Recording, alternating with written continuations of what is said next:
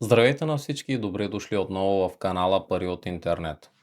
През тази седмица напрежението в търговската война временно намаля, въпреки това притесненията на пазарите остават. Инвеститорите продължават да се колебаят между търсенето на доходност и избягването на риски. В същото време активите като злато, сребро, платина и палади продължават да достигат нови рекордни нива. В Съединените щати хаосът остава както на вътрешно, така и на международно ниво. Независимо от политическите изявления в различни региони по света, напрежението продължава, а нестабилността остава основна тема. В подобна среда активите, които се възприемат като убежища, продължават да поскъпват. Това не се дължи само на глобалните конфликти, но и на нарастващото вътрешно напрежение в самите САЩ. Последните събития, свързани с обществени конфликти и протести, допълнително засилиха дебатите и разделението в страната. Като цяло можем да кажем, че вътрешната нестабилност в САЩ се задълбочава. Паралелно с това все по-често се появяват информации за промяна в поведението на европейски инвеститори. През последните дни представители на централни банки, инвеститори и икономисти в Европа започнаха открито да обсъждат възможността за намаляване на експозицията към американски активи. Тези активи се оценяват на трилиони долари, което прави подобни дискусии изключително значими за глобалните пазари. В краткосрочен план вече виждаме отражението на тези процеси в цените на пазарите. Към това се добавя и засилването на политическите конфликти между демократи и републиканци в САЩ, както и нарастващият риск от нова бюджетна криза. Възможността за временно спиране на работата на правителството отново е на дневен ред.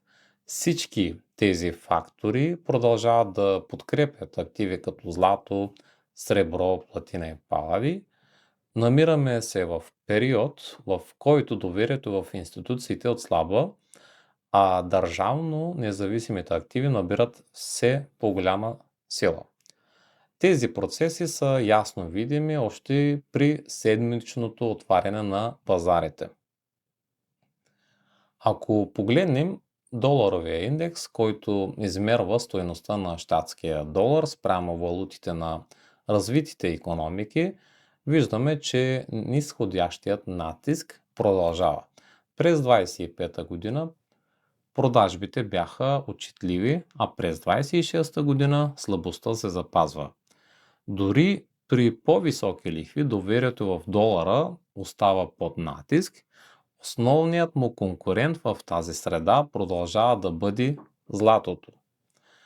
Наблюдава се и постепенно изтегляне от американски облигации, което също подкрепя благородните метали. При американския фондов пазар движенията остават смесени, въпреки че някои сектори показват устойчивост, като цяло индексите не успяват да предложат значима доходност в последния период. Златото продължава да показва стабилен и последователен възходящ тренд. Нивото около 4550 долара беше преодоляно, а зоната около 4880 долара вече се оформя като важна подкрепа. Докато тази зона се запазва, възходящият тренд остава валиден. Подобна динамика наблюдаваме и при среброто, платината и паладия. При среброто нивото около 98 долара се очертава като ключова подкрепа, докато при платината движението беше по-рязко и повече значителен ръст кратък период. Паладият също отчете повишение, макар и по-умерено, което потвърждава интереса към твърдите активи. За разлика от благородните метали, криптопазарът остава под натиски. Биткоин не успява да се задържи над зоната от 90 500 долара което отслабва краткосрочната му структура.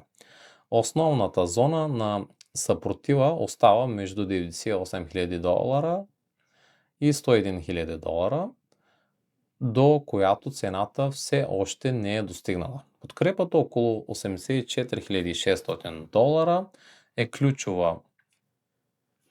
Пробив под това ниво би увеличил риска от по-дълбока корекция. По-малките алткоини продължават да изпитват сериозен натиск, докато пазарната капитализация на алткоините без биткоин и етериум не се върне над ключовите нива, а трудно да се очаква устойчив възходящ тренд в този сегмент.